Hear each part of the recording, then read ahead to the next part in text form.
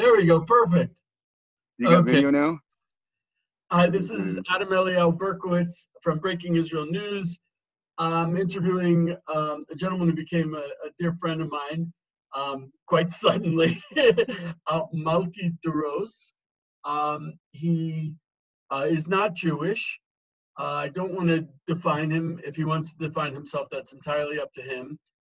Though his spiritual journey certainly began as a Christian, if I'm not mistaken.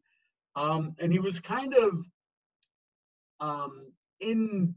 inadvertently, quite quickly thrust into the spotlight because the week before Rosh HaShanna, is the day that Jewish tradition holds is the creation of the world, and the Sanhedrin held a conference for the 70 nations and took the opportunity to go up to the Temple Mount, 70 nations and the Jews. And then we went to the Mount of Olives, Har Zeitim, and we had a sacrifice of a sheep to reaffirm the sacrifice that Noah made when he came out of the ark. And because Jews are forbidden from doing any sacrifices outside of the Temple Mount, Jews were absolutely not allowed to take part of it. We could act as a catalyst, advocate, act as advisors. We could provide the materials, but we could not actually do the sacrifice. There was a gentleman trained to serve as to perform the sacrifice, and at the very last minute, he didn't show up. And I don't know if you can call it Ruach HaKodesh, Holy Spirit, or some kind of whatever, but I looked around the crowd and I saw this gentleman, Malki Doross, who I'd never met before. And to be honest, he had, from some things that he had done, I had assumed he was Jewish. But I approached him nonetheless, and I asked him, if you don't mind my saying, asking, are you a Jew? And he said, well, according to your definition, no. So then I asked him if he knew how to do a sacrifice, and his response was, which is not the normal thing you would ask someone. And he actually said, yes, I've done it several times. How many years? 3-4 years in a row for Passover. 5, okay. And he stepped up, and it's to slaughter an animal is not simple technically or emotionally, unless you do it on a daily basis. But to just step up and kill an animal, it really affects you. As a result, I personally was transformed. I was literally broken open, which sounds bad, but it's actually a really good thing to go into Rosh HaShanna, Yom Kippur, and Sukkot broken open. It was transformative for me. Afterwards, there was a lot of pushback, a lot of negative reaction, which was, I feel, entirely unjustified. Though I'm fairly well versed in Jewish theology, I am very unfamiliar with Christian theology, and a lot of Christians felt it was not proper in Christianity. And then I got a different kind of reaction from many Christians who were learned in theology and well versed in Christian theology. And they made it clear that not only was it totally permissible since it was not a sin offering, but also it was prophecy that it would come about, that there would be sacrifices. It was prophecy. And you even have Paul, who became a Nazirite and took a Nazirite vow and sent several sacrifices to the temple. So that pushback was really unjustified. It came from a misunderstanding of what we did and a misunderstanding of Christian theology. And saying that, that's kind of where I'm okay holding. I'm okay holding there. I meant no, we meant no, the Sanhedrin meant no, nothing negative towards non-Jewish people, especially not towards Christianity. And there was no insult. There was no insult intended or given. That being said, I'd like to take this opportunity to reconnect. We just went through Sukkot. Tomorrow is what we call Shemini Atzeret, the final day of Sukkot, when we come out from the Sukkot, and it's a separate festival unto itself. It's the end of the very intense 3-holiday cycle, and I would personally like to reconnect with this amazing man, find out a little bit more about him. I'm hoping he'll come to visit me. I've actually... Anytime. We're actually sleeping in the car right now in Sukkot, so... Oh, Malki! Malki! I'm just 2 hours away. Come on up. So I'm in the Golan, and Malki, you're in Jerusalem right now? Yes, we're in Nachlaot. Nachlaot. Thank you. I have so many friends in Nachlaot. It's a very, very special I love place. this area. Yeah. It's kind of a strange mix of hippie religious Jews and Orthodox black-wearing Jews. So I love it.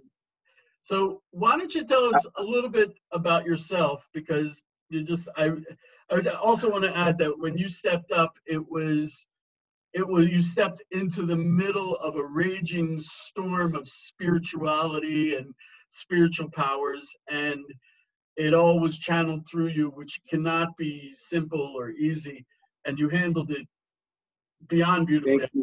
I approached Rav Hillel Weiss afterwards, and I said, "What do you think?" And he said it was perfect. It was absolutely perfect. You know what? And that's what I'm realizing now. Even any mistakes that I might have made or whatever, I realize everything was exactly the way it was supposed to be. And when it comes down to it, this is what I have to speak to you from my heart. I can't think of what, you know what I mean? I can't do it by what people want to hear. I have to speak from what I know. A heart of flesh? You've got a heart of flesh now? You have a heart of flesh now? A heart of flesh. Because the truth is, I know that Abba's heart wants to be heard. And that whole lamb was, I mean, he was preparing me in a sense spiritually. He was telling me I was going to have to do this for a long time. He told me to be ready when he wants me to do it, just to do it. And that's why I just walked into it. And people told me, you shouldn't have, this wasn't right, that wasn't kosher, this was this, you know. And I'm like, listen, I asked him if you wanted me to do this, because I believe it's against the law over there, that if you want me to do this, then you need to provide a lamb, a knife, and everything that I need. I just need to show up. And that's exactly what happened. Yehuda, you fulfilled that for us. And what that lamb was about, it is what has been about what we've been waiting for a very, very long time. It's about tikkun olam. This is about the final correction.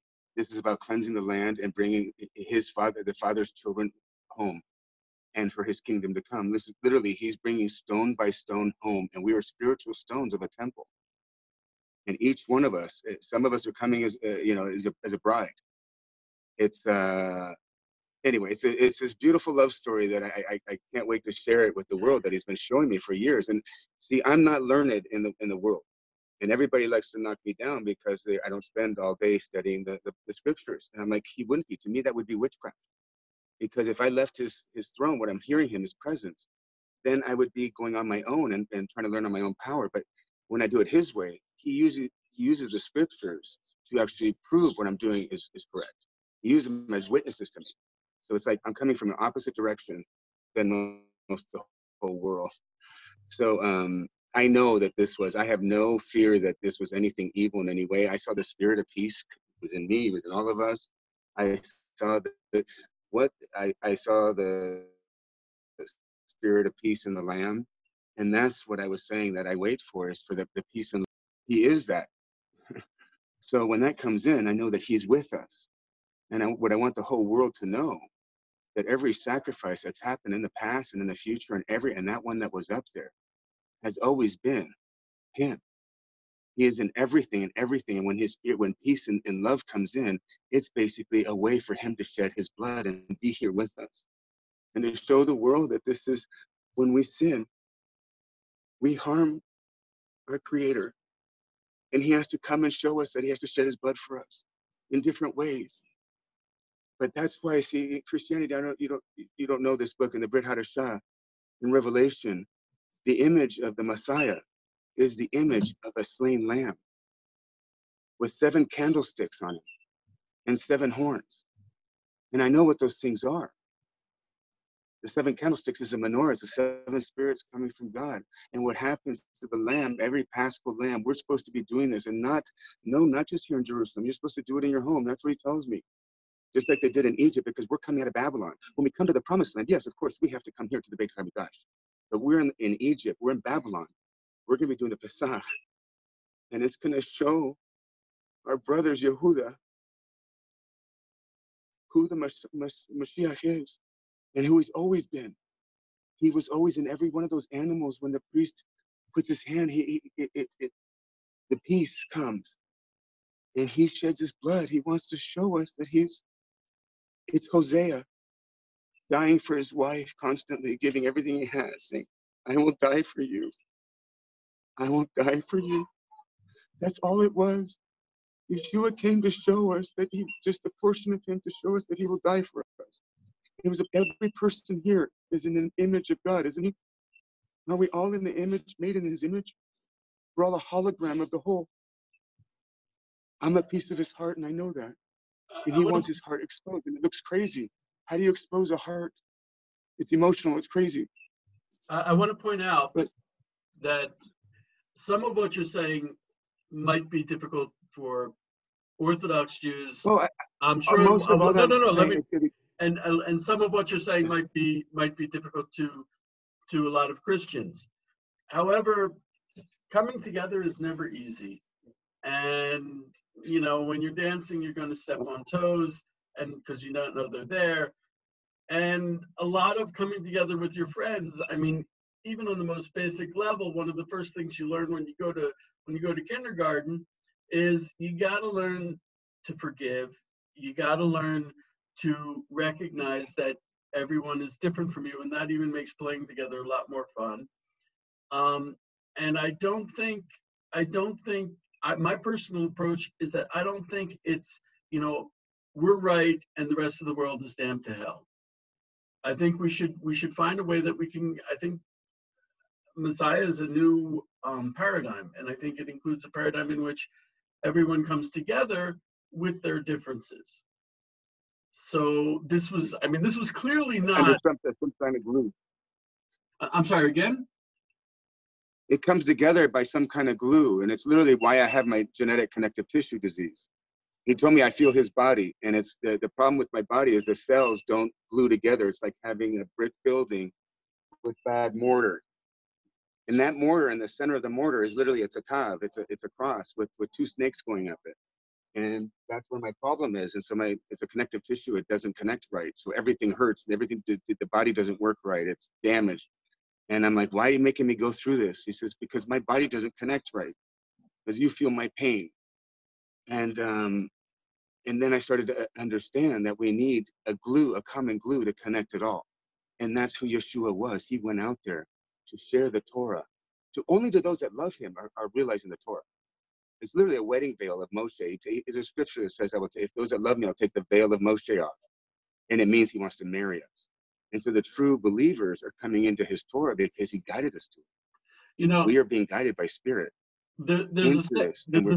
And he's bringing us to family. There's a saying in the Talmud that Torah is a sam l'chaim, a sam l'mavet. It's a drug for life or a drug for death.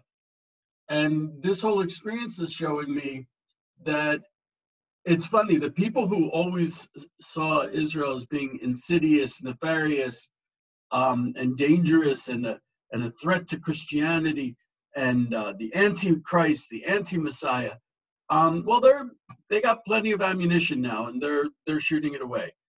But the people who recognize that there needs to be a love for Israel and a love for their fellow man, I'm finding that they're still walking beside me.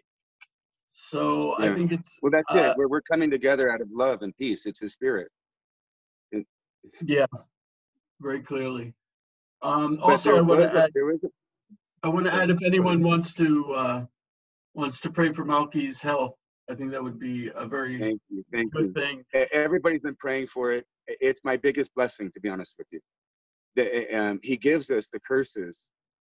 Actually, it's a Hebrew disease. I've found out, and He gives this to us, and it's probably might be Cohen as well, but He gives it to us because we've been unholy and we've been lost in the nations, and He caused it on purpose for us to suffer through the vaccinations, through all these things. They're literally trying to get our hidden Hebrew genetics off the planet, and I know that. But anyway, there's a section in the Talmud where they say, why did God create all the matriarchs, Sarah, Rivka, Rachel, actually not so much Leah,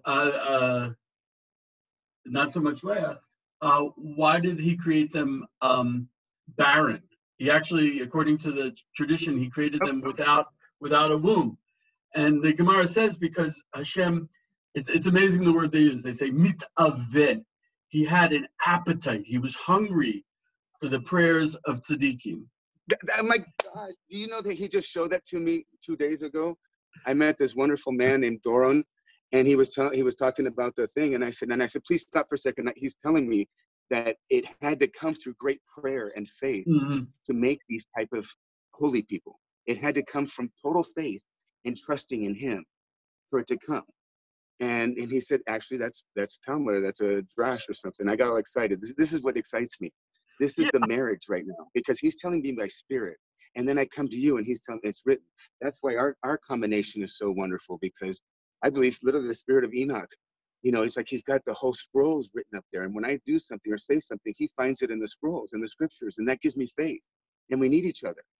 And so that's the amazing thing, is He's bringing this temple together, stone by stone. It's literally coming together. When that man asked us up there, how is the temple going to be built? And he actually showed it to me a while back in a well, can I tell you a story real quick? Can I just talk as friends? Can I just tell the stories that I know? Sure, this is what we're here for. And then Come on. and that's a great part. Then you could share the Torah part, or the writings that you have that might fit in with this. Okay. But I woke up one morning and I heard, you remember when I said, those who have no sin cast the first stone? And I said, yes, Adonai, but who has no sin but those you've chosen to forgive? Just, it's a thought that came through. And he said to me, exactly. So he says, cast your stone. And I said, what do you mean? He says, cast your stone. And as soon as he said that, I saw a vision of, it was, I don't know if you know the story about the adulterous woman. If she was centered with people about to stone her. But they say, it wasn't legal because she didn't have the man that she did it with wasn't there. So there wasn't another witness or something. But he shared it to me something different. So I saw this woman surrounded, and immediately I knew that woman was me. I was the adulterous woman. I was the whore. And I knew that it was because of our upbringing, the lies of our fathers, actually. Our fathers lied to us. All of ours did, to be honest with you. But we were lied to by our fathers. And so what happened was, all of a sudden, I knew it was me standing there. As that picture of that adulterous woman was me. And he said, those who have no sin cast the first stone. Next thing you know, I saw him draw a line in the sand. And then he said, I'm taking the price for her. And he put himself there. Because when you divorce somebody, this is for Ephraim, when you divorce somebody, you can't remarry them unless you die.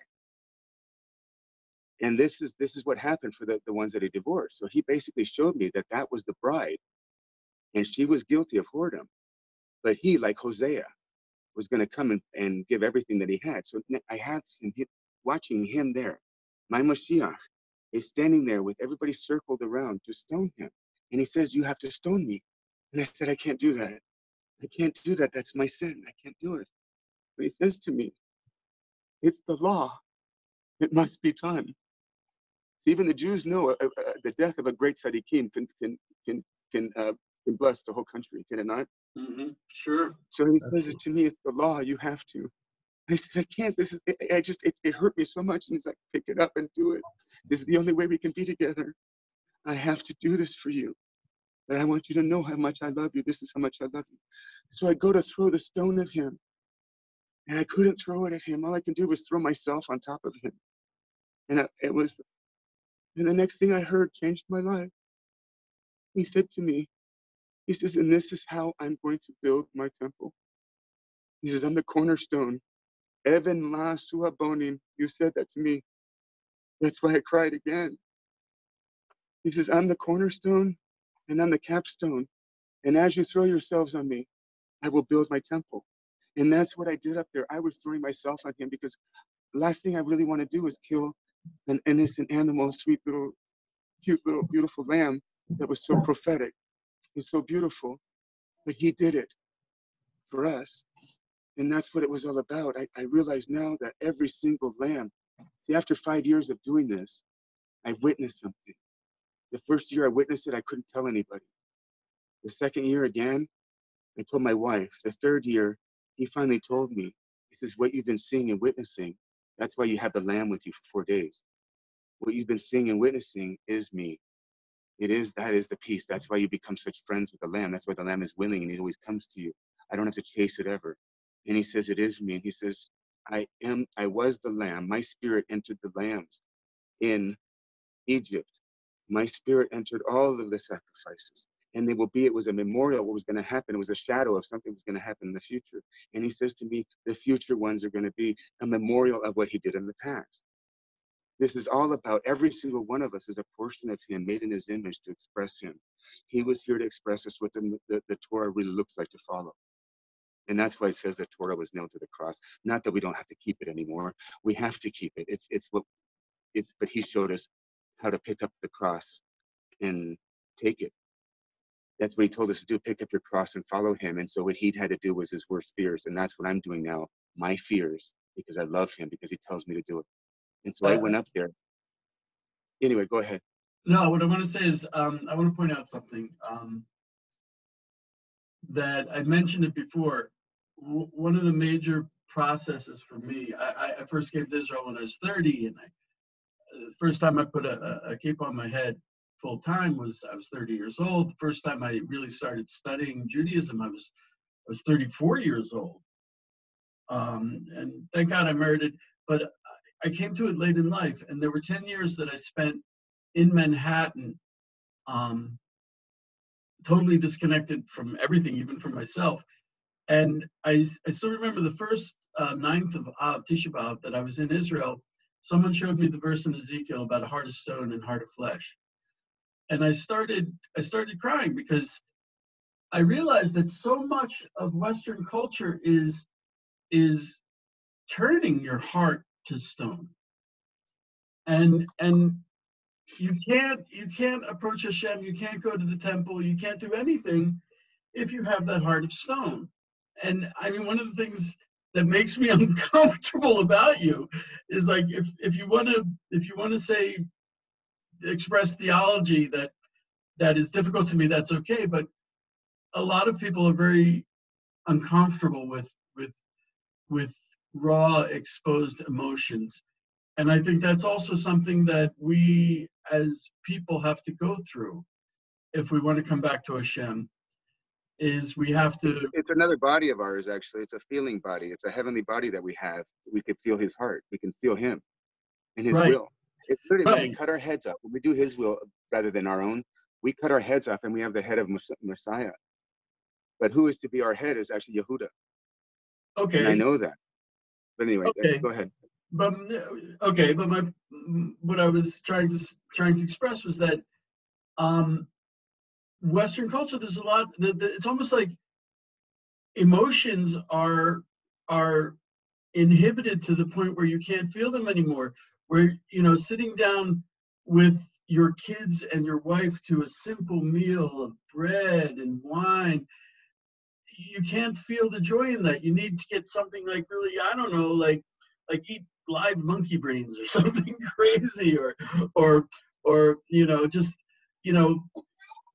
normal feelings aren't enough. You have to jump out of airplanes and to something to prove you're alive. But it makes it very uncomfortable when we come together, which, if you can't accept the emotions of a person in front of you, you'll never feel love, not love from a person and not a love from God. So I think it's so important to me that you're a cry guy. Like when you start getting into it, you start crying. Yeah, I can't help it. I feel his heart, and his Right. heart is. And he wants to express it to the world right now, and it's like nobody wants to hear it. And they go, "Oh, you can't trust your feelings. You need to trust the word." Right. And I'm like, I can prove it to you in the word. Exactly, precisely, exactly. And we have got to come back with our hearts. We have to change our hearts. And so you were up there crying, and I'm like, I gotta cry too. Well, that's And what I it is, did. You because saw me, man. I was crying like a baby. and that was the love that I saw in you, because we were feeling his presence. That was why. Why Right, not? Why right. is that wrong? I got to see my long lost brother, and of course I'm gonna cry, And because I people, saw the love in your eyes. I see you, and the love it's that's in your eyes, and that's my father. it's so much easier to hate and be angry at the other. Tell Stone not to go away. I want to talk to that young man. Yeah, come here, yeah. He's looking for a power outage, a power socket, because Okay, the battery's dying. okay. Anyway, So you can look. You can come. it's so easy to hate and be angry and to hide behind theology, and it's so much more difficult to face Do reality and to you want love. to know why? What he shared with me is everybody's built a kingdom on this earth. It's basically what the Christians are afraid of, this Illuminati stuff and this deep state stuff.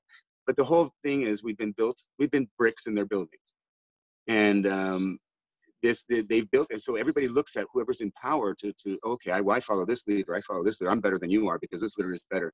And the truth is, this kingdom that's coming looks nothing like any of that at all. It's Right. literally a kingdom of Yah coming down, and he's giving the power to the people he chooses. And it's the weak and the disabled and the homeless. And they're literally his Cohen are sleeping in the streets, while people that have the servants of money or mansions are literally a synagogue of Satan people. They're in the money. But they built something for the children of Yah. And the interesting thing is he's going to clean house everywhere, and every religion and everything. And then he's bringing a people together that is going to follow the true Torah and the true God, and they're going to fall in love with each other. This isn't going to be, you don't walk down the street and not say hi to somebody. Right. You Oh see my them. gosh, this. Oh my gosh. And especially not on the regalim, on the feast. You got to go. We're Thank all in you. Jerusalem. Why? Not we're all in Jerusalem because we got to Well, be together. I don't know if the kingdom of Yehuda doesn't really understand what they're doing with this, because I could share with you how I understand it, because there's a little branch there. It's called Hadassah, and that's Esther. That's the hidden ones. That's this hidden bride. And that's who we are. We're literally coming from the hidden one. So I was all excited when I came in 2014. I'm like, we're that one. He's talking to us. He's literally he's sharing us the Sabbath. He's sharing this. We're learning. Oh my gosh. And he's sharing his revelation of who he is in all these feasts. It's like, oh my gosh, we've been so lied to. And now we see him, and it's such a beautiful love story. And they're like, oh, no, your mother's not Jewish? Oh, I'm sorry. No, oh no, Right. that's an evil spirit. And I Right. thought I went to a top rabbi here. I have to tell you, I went to a top rabbi here. And what I told him, my father got very angry, because he basically said to me that because I'm not Jewish, my mother's side, that I couldn't be hearing God, and it was an evil spirit. And and he got angry at me, and I went right face to face, nose to nose, and I said, what kind of evil spirit guides somebody to Torah? I want to point out, from my side, I really, my job is really such a blessing. And one of the things I've been writing about and I've been discovering is it used to be for Jews, you ask someone, is your mother Jewish? And it was either yes or no, and it was all very, monolithic, very, black or white. But the Messiah includes the ingathering of the exiles. And if it was just that black or white, then everyone who has a Jewish mother gets a plane ticket, comes to Israel, and we're done with the story. but the way it's playing out is way, way more miraculous and way, way more interesting. There are Jewish sources for it that I don't want to go into right here, but there are Jewish sources for an ingathering that is not so simple. That people who thought they were on the inside are actually on the outside, and vice versa. And Yes. you know, you have these people who, I mean, I just read something where they said that the law of return was based on the Nazi concept, meaning if you had one grandmother which made you Jewish enough to be killed by the Nazis, then you're Jewish enough to move to Israel. But I think what we're seeing is something even more different, which is especially like DNA testing. You have people who never knew that they had any connection with Judaism, and bang! And I can't tell you how many times I've met people, oh, I'm not Jewish, but my grandmother was, you know, or people who are just feel a connection to Israel and they end up having Jewish ancestors. A love for Israel, it's built into the genetics, and it even goes beyond the genetics. And the ingathering of the exiles is going to take forms we never anticipated. And it's going to include a lot of people who we never thought or considered to be Jewish before. And I'm not saying that they'll become Jewish or convert or that they are Jewish. But the ingathering of the exiles, I learned this beautiful Torah I wanted to share with you. And I learned it. I said, I got to tell this to Malki. That the Bible says that when it comes to Sukkah, it should be called Ezrach Yisrael. And the question is, what is Ezrach? It literally means a citizen of Israel. But the mitzvahs are for all of Israel. So why should the Sukkah be special? And the Zohar says, anyone whose roots are in Israel. Well, what does that mean, the roots are in Israel? Thank you. It's who we are. And I made a message to the Yehuda, and I said, you need to open your sukkahs to the nations. That parade that was going on, this is prophecy taking place. It's his prophecy right in front of our eyes. Yeah, Mike, you need to be there doing this with them, that you're bringing them home. Who else loves Right. And not a sacrifice. Israel. We adore Israel. You see them worshiping Israel. They're literally, they come in with the love. And this year, I saw a big change. Did you? I saw the faces of Yehuda. And this is going to keep getting more and more as you lose faith and trust in your security through governments and America and everything else. You're going to have faith in those that love you and him. And so I saw the Jews' faces now, and they're looking at us and they're, thank you for coming. Thank you. And they were blessing us too, which is very beautiful, because that was it. And I look at one, I go, there's definitely an unprecedented change that was not here 20 years ago. And one of my things is I'm trying to convince Jews to open up the doors, take off the sourpuss, and put on a nice face and welcome. Because, I mean, first of all, it's prophesied. Second of all, it's mandated in the Torah. It's something we got to do. Light unto the nations. There's a lot of verses about it, and that's what we should be doing. And it's clearly miraculous because it makes no sense. It goes against 2,000 years of history, and it's happening. So if something that unprecedented is happening, then something unprecedented is come out. Even when the rabbis didn't know, and he planned everything from the foundation. All this was going to happen. The whole Christianity was supposed to happen. He was supposed to share it out there, because unfortunately Yehuda, because we weren't sharing the law with people or sharing him with the people, that's why the people kept coming in. And I realized the whole, you open up the doors and they come in and kind of get you from within. It all happened the way it's exactly the way it's supposed to happen. But right now, he is marrying these two sticks. And we love the Jews. And we're the kingdom of Yehuda. And we're the lost Ephraim coming home. And it is so beautiful. It talks about the 10 bridesmaids. And that's who we are. I just want to point out that Yehuda Ephraim 2 branches thing is actually probably the thing that is the most difficult for Jews to accept. Even me, I'm still struggling with it. Okay, but how about Israel? Israel and Yehuda. He talks about it separately. We've been alone for so long that we think that that's the proper way to be. Okay, well, so just so you know, this is what Abba's telling me, and this is what he's doing. Well, basically, he's not going to allow a government. He's going to make everybody trust in him, and they'll have no shelter. He's not going to allow a government. Yeah. you, No, I'm you serious. might be right there. He's going to take away all your feelings of security, and you're going to be able to only trust the people that love you.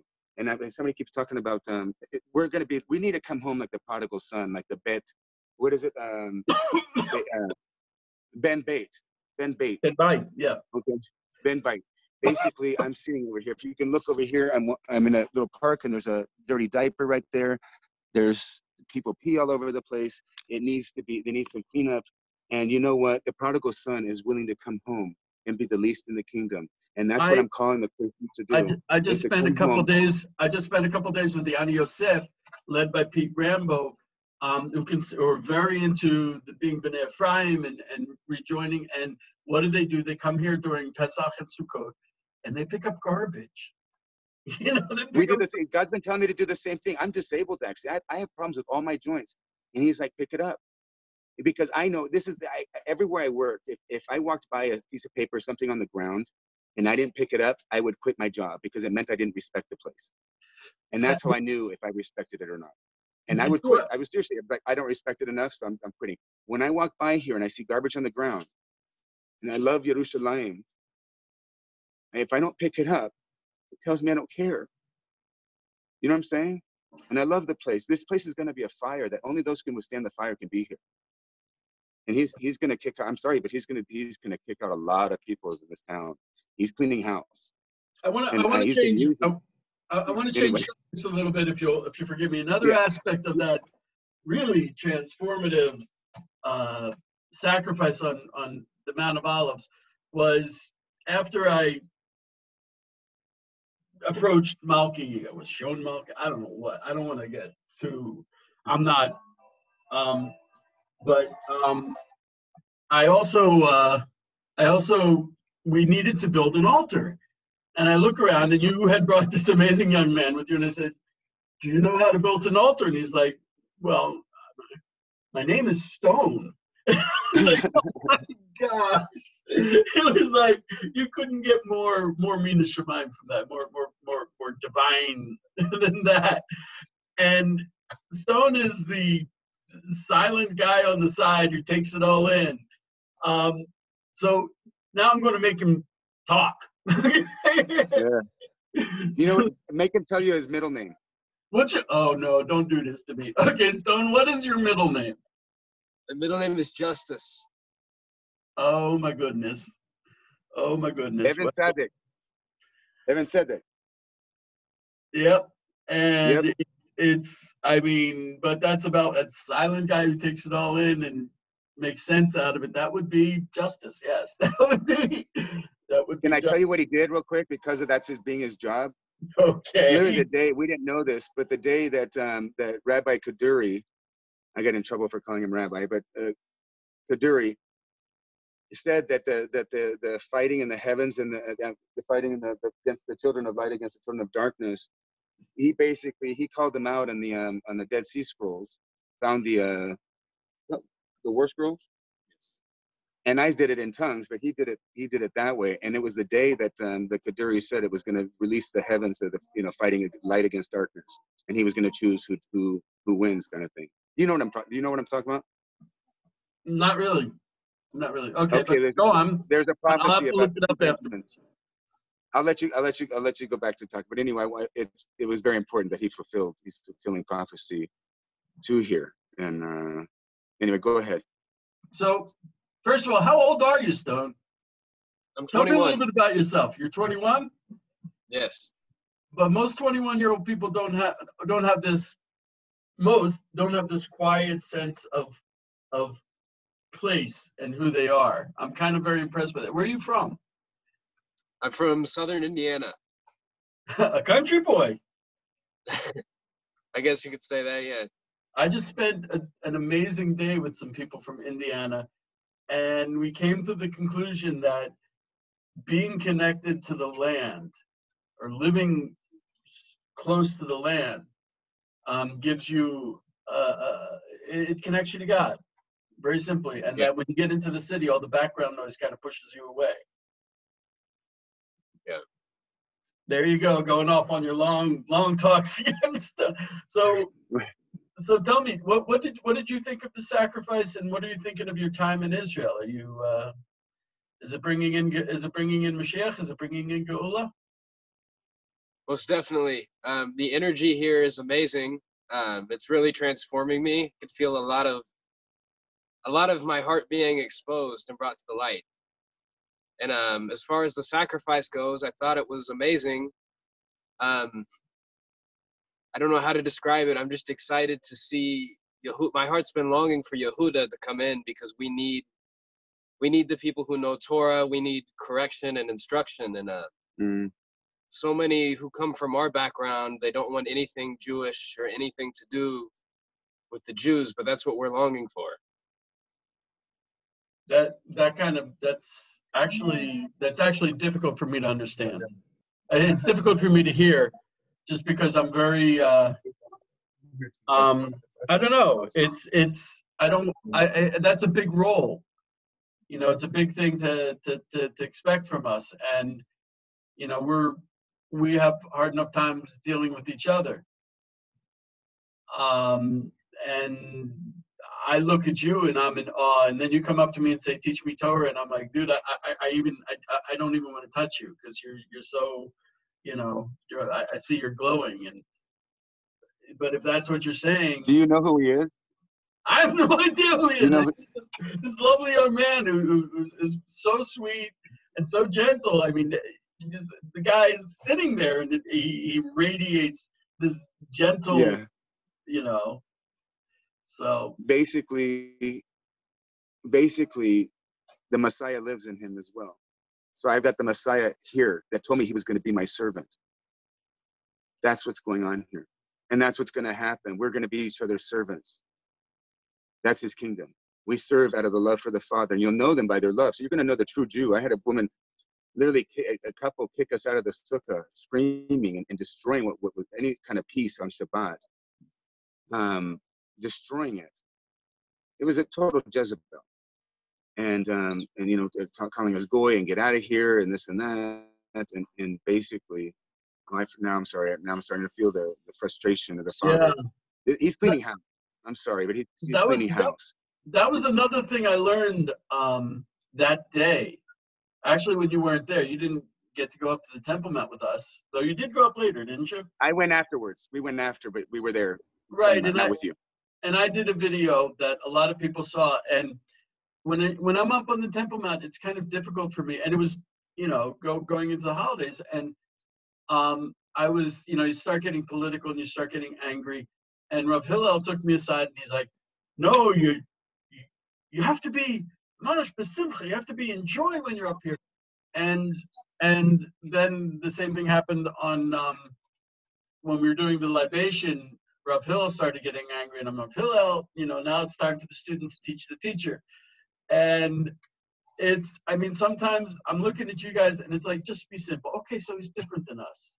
So maybe he has a different belief than us. Well, how does that threaten God?